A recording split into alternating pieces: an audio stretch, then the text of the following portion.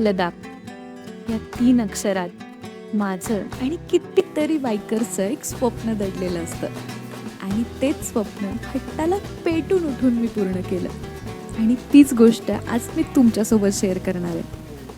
खरं सांगू, जेव्हा मी कमवत नव्हते ना, तेव्हा मी सगळ्या मित्रमैत्रिणींना ऑलरेडी सांगून ठेवलं होतं, यार जेव्हाही मी बाईक घेईल ना तेव्हा लडाखला नक्की जाईल. मुंबईकर निखिल, रायडगल विशाखा, MSK या सगळ्यांच्या व्हिडिओमधून मी कित्येकदा हे स्वप्न व्हर्च्युअली जगले, पण आता वेळ आली होती ते प्रत्यक्षात जगायची. लडाख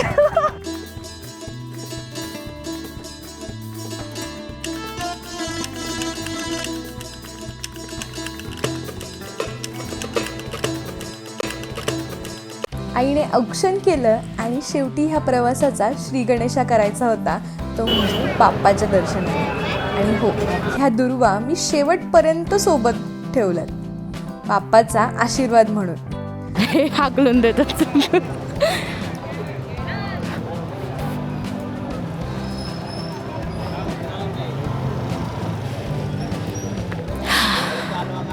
हो.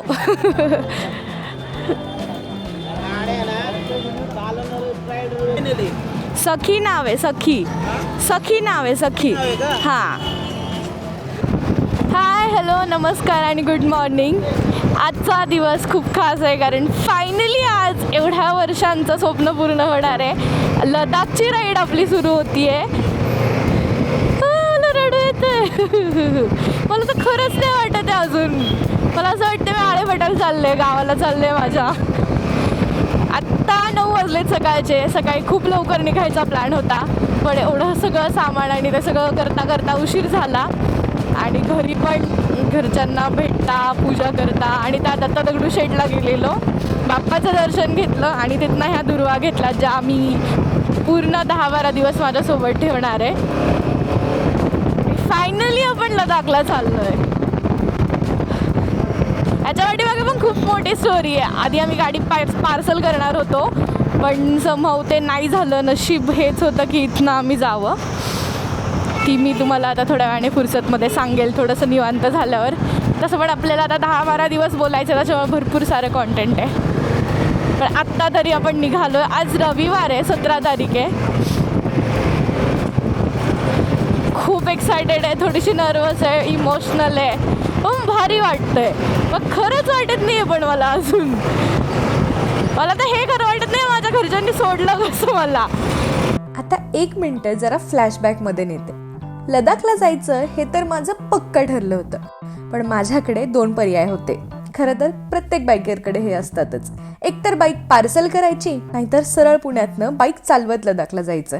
अर्थातच घरच्यांचा दुसऱ्या पर्यायाला अगदी स्पष्ट नकार होता, म्हणून सेफ एक्सप्रेसने बाईक पार्सल करायचं ठरवलं. मस्त बाईक लोड करून आणि भावाला सोबत घेऊन मी जिथे पोहोचायचं तिथे पोहोचले. संकष्टीचा दिवस निवडला कारण बाप्पाचा आशीर्वाद असतो, पण काहीतरी प्लॅन करते मी आणि तो सुरळीत पार पडावा हे कसं शक्य आहे? अर्थातच काहीतरी गडबड होणारच होती. बाईक पार्सल करताना पॅकेजिंगचा इश्यू आला आणि त्यांचं असं म्हणणं होतं की बाईक तुम्ही तशीच पार्सल करा, आमच्यावर विश्वास ठेवा. पण बाईक नवीन होती आणि तुम्हाला तर माहितीच आहे स्वतःच्या बाईकमध्ये किती जीव असतो एखाद्या बायकरचा. त्यामुळे तिथल्या तिथे तो प्लॅन ड्रॉप केला. पण प्रयत्न करू की ॲटलिस्ट नाशिक क्रॉस होईल आणि थोडं बॉर्डरच्या आसपास, महाराष्ट्र मध्य प्रदेशच्या बॉर्डरच्या आसपास तरी आपण पोहोचू शकू. म्हणजे 3-4 दिवसाचा जो शेड्यूल आहे तो व्यवस्थित सेट होईल. बट असा हट्ट नाही करायचा इथेच पोचायचं तिथेच पोचायचं किंवा एवढ्या किलोमीटर कवर करायचे. सो नाही, प्रॉब्लेम नाही आहे काही. आणि हो, तुम्हाला एक मेजर अपडेट दिसत असेल, आपल्या ट्रायमच्या ऐवजी हिमालयन दिसती आहे. कारण मी ट्रायमवर काही गोष्टी करण्याचा प्रयत्न केला, हँडलबार वगैरे, पण त्यांनाही वर्कआउट झालं आणि वेळही कमी होता.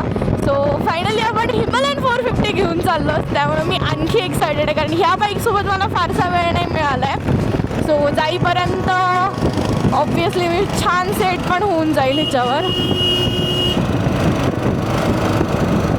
इंडिकेटर दे की.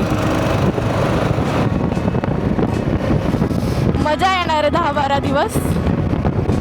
बरीच राज्य आपण कव्हर करणार आहे, हे तुम्ही पाहालच पुढे. भरपूर सामान झालंय, सगळ्या गोष्टी कॅरी केल्या. काही विसरायला नको आता.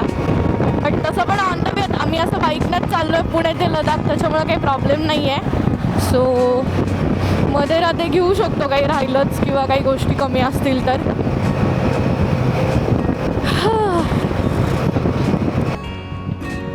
चला बाबा करतो. बाबांनी मस्त गार पाणी पाजलं. हा एवढं ऊन आहे ना, भयंकर ऊन आहे. चलो येऊ. आत्ता 12 वाजलेत आणि आम्ही आत्ताशी संगमनेरला पोहोचलोय. तसं आपल्याला निवांत जायचं आहे, काय अडचण नाही. पण निवांत जायच्या चक्करमध्ये असं नको व्हायला की 8 दिवस तिथं पोचायलाच लागावेत. एवढा गरम झालाय ना, गाडी चालू केली की असं गारगार वाटतंय वाऱ्याने. खरं सांगू, आत्ता ह्या प्रवासात माझ्या डोक्यात प्रचंड विचार होते. आपल्याला किती राज्यांमध्ये प्रवास करायचा आहे, कुठे किती कसा कस लागू शकतो, राजस्थानमध्ये मध्य प्रदेशमध्ये किती तापमान असू शकतं, तिथे गेल्यावर काय काय चॅलेंजेस येतील, वातावरण कसं असेल, नाही ते विचार येत होते. पण माझ्यातला उत्साह अजूनपर्यंत खूप जास्त होता, कारण माझ्यासाठी हे स्वप्नापेक्षा कमी नव्हतं. बेकार ऊन आहे. आत्ता आम्ही फक्त 150 किलोमीटर आलो आहे, पण त्यातच एवढी वाट लागली आहे. अर्ध्या तासाला ताण लागते यार. आज किमान महाराष्ट्राची बॉर्डर तरी क्रॉस करायची आहे आणि मध्य प्रदेशमध्ये एंटर करायचं आहे. ऊन आहे पण वारं लागतं, त्यामुळे भारी वाटतंय. माहिती आहे ना कुठे चाललो आहे? लडाखला चाललो आहे. आता 15 दिवस असंच रस्त्यावर जगायचं आहे असं वाटतंय. दिवसभर तरी, रात्री फक्त झोपायला ठिकाणं शोधायचं आहे. आता अजून पण विश्वास बसत नाही, हे मी आता 100 वेळा बोलले. जोपर्यंत महाराष्ट्राची बॉर्डर क्रॉस होत नाही ना, तोपर्यंत मला खरंच विश्वास नाही बसणार.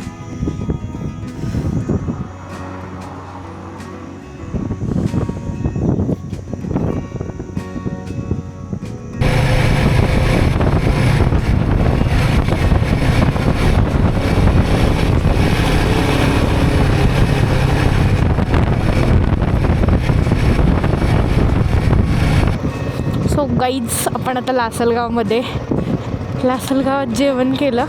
घरूनच डब्बा दिलेला मम्मीने, तोच खाल्ला आहे आज. मस्त. उद्यापासनं तर काय आपल्याला बाहेरचंच खायचं आहे. ते काका खाली पाणी टाकत होते, मी नेमकी ते येऊन उभी राहिले. जस्ट आम्ही इथे थांबायला आणि हे फाटक पडायला असं झालं आहे. आता रेल्वे जाईपर्यंत थांबायला लागेल. बाय द वे, आज असं काही डिस्टन्स ठरवलं नव्हतं, कारण मला माहीत होतं पहिल्या दिवशी उशीर होणार आहे. सगळ्यांचे घरचे आले होते, मग ते पूजा झाली वगैरे वगैरे, या सगळ्या गोष्टींमध्ये वेळ झाला. सो आपण आता तसं डोक्यात असं वाटतं आहे तरी बॉर्डरपर्यंत जाऊ, MP बॉर्डरपर्यंत. Let's see. तोपर्यंत नाही झालं, एवढं खेचता नाही आलं ना, कारण मला रात्री गाडी नाही चालवायची, हे मी स्ट्रिक्टली फॉलो करणार आहे. सकाळी पहाट झाली की निघायचं आणि संध्याकाळ झाली की थांबायचं.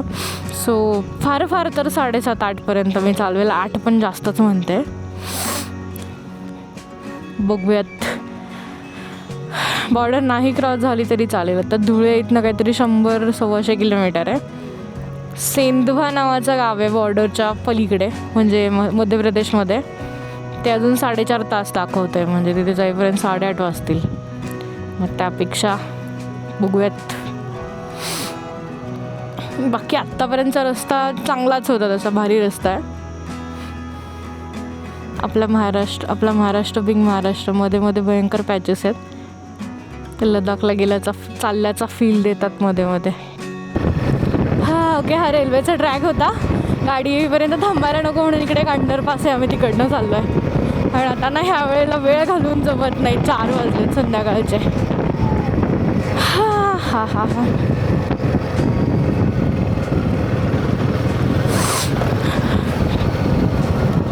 ओ मस्त.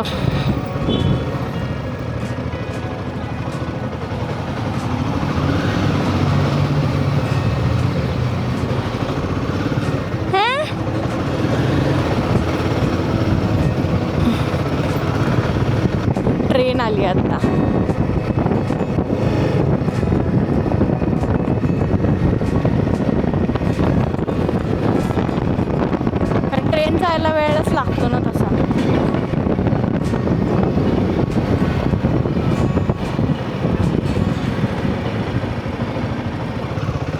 मोठं आहे. हां, लासलगाव मोठं आहे. कांद्यासाठी फेमस आहे लासलगाव. जिकडे तिकडे कांद्याच्या आयरणी दिसतात.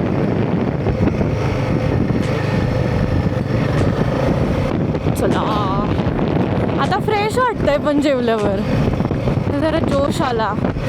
पाणी पण पिलो ना, थंड मस्त.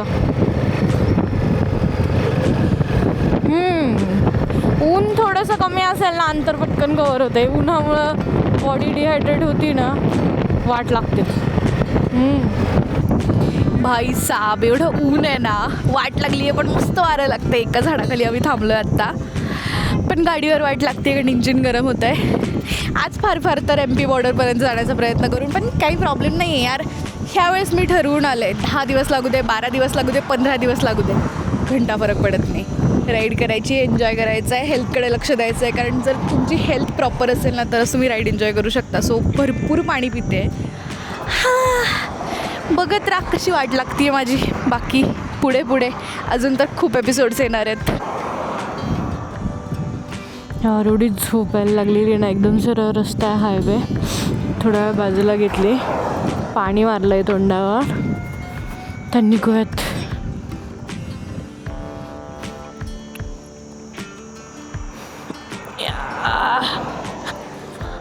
शपथ.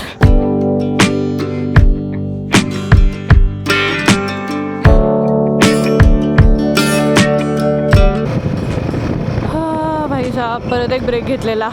सारखं ब्रेक घ्यायला लागतोय.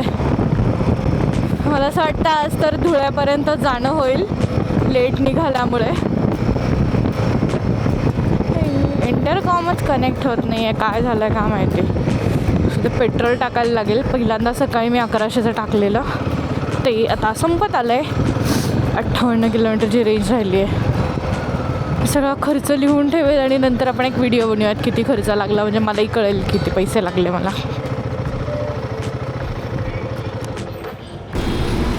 आपण आता धुळ्यात आलो आहे, धुळे शहर.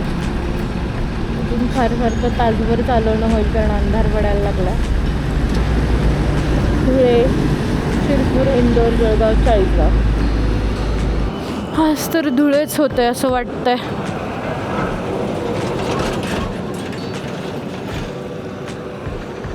अच्छा, आता कुठनं जायचं? आतनं जायचं की बाहेरनं जायचं? गेल्या 6 महिन्यापासून माझ्या आयुष्यातल्या सगळ्या गोष्टी एकाच गोष्टीभोवती फिरत होत्या. ती म्हणजे माझ्या स्वप्नातली लडाख राईड. त्यासाठी मी फायनान्शियली, मेंटली, फिजिकली सगळ्या बाबतीत प्रिपेअर झाले होते आणि आता खरी वेळ आली होती. बाय रोड लडाखला जायचं ठरवलं ना, तेव्हा माझ्याही मनात कुठेतरी धाकधूक होती. मला जमेल ना? इतका मोठा प्रवास मी कसा करणार आहे, कसं मॅनेज करणार आहे सगळं. पण हो, मनातल्या मनात मला सुद्धा हेच पाहिजे होतं. ते म्हणतात ना, अगर तुम किसी चीज़ को शिद्दत से चाहो तो पूरी कायनात उसे तुमसे मिलाने की कोशिश में लग जाती है. आणि ह्यावेळी मात्र मी ते प्रत्यक्षात अनुभवत होते. काय तर फार तर 50 किलोमीटर चालू आहेत आणि मग थांबता येईल आणि मग उद्या लवकर सुरुवात करू. नाहीतर असं केलं ना, आपल्याला 5-6 दिवस लागतील पोचायला. कसला भारी सनसेट झाला आहे. खूप दिवसांनी असं हायवेला बाईक चालवत असताना सनसेट पाहिला आहे.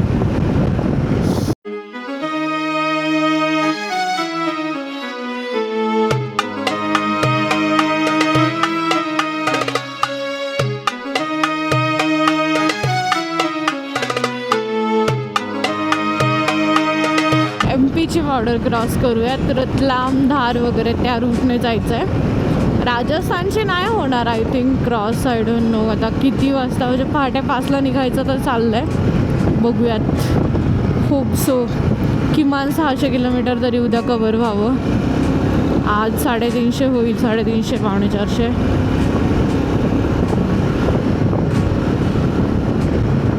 मेन राईड तर आपली श्रीनगरपासून सुरू होणार आहे. आम्ही श्रीनगरच्या रूटने आम्ही चाललो आहे कारण तिथनं हळूहळू ऑल्टिट्यूड गेन होतो, त्यामुळे त्रास नाही होत बॉडीला ॲक्लिमटाईज व्हायला.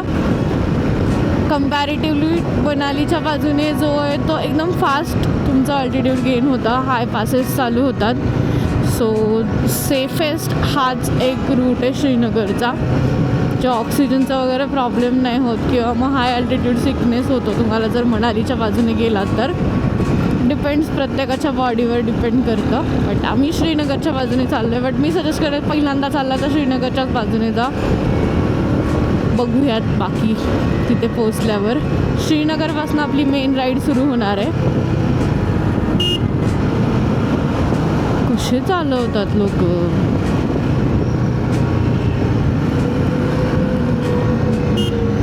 डेंजर चालवतात हो इकडचे लोक. पुण्याच्या लोकांना पण बीट करून टाकतील. आज फार अंतर कव्हर नाही झालं, पण किमान ह्या प्रवासाची सुरुवात आज झाली होती. जवळपास 300-325 किलोमीटर आम्ही अंतर पार केलं आणि शिरपूरमध्ये पोहोचलो. भेटूयात पुढच्या सिरीजमध्ये. आणि हो, ती आणखी एक्साइटिंग असणार आहे.